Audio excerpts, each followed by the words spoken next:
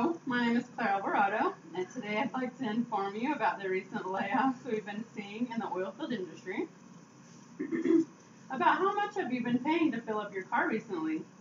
Have you been seeing a decrease in the price since November?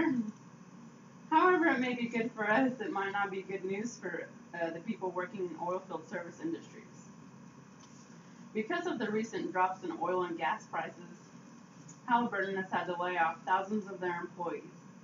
I'd like to go over some points about OPEC, Saudi Arabia, Halliburton, Baker Hughes, and some of the reasons that those two companies have had to merge together.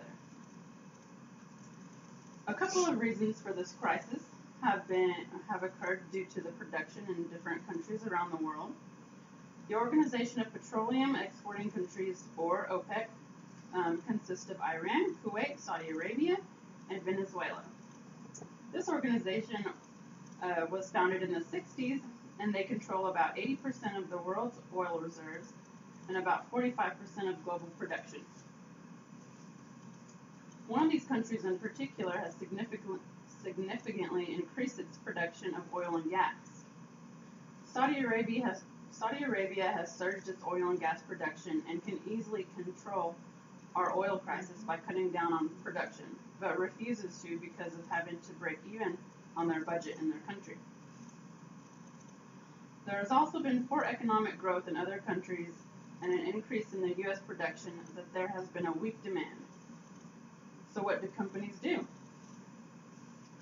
Halliburton is a public oil service company with more than 80,000 employees in over 80 countries. Baker Hughes is a leading supplier of oilfield services and products that hold over 60,000 employees. And in order to cope with the fall in prices, Halliburton has bought Baker Hughes for $34.6 billion. So a couple of reasons for this merge has been to challenge Schlumberger and expand its variety in products.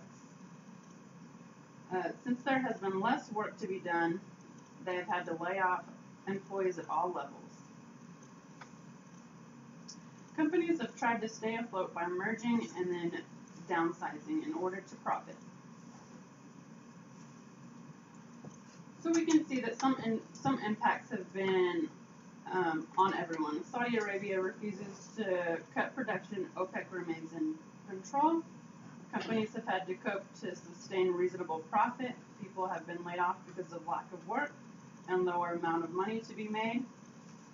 We certainly enjoy the lower gasoline prices, but is it really the best for everyone involved?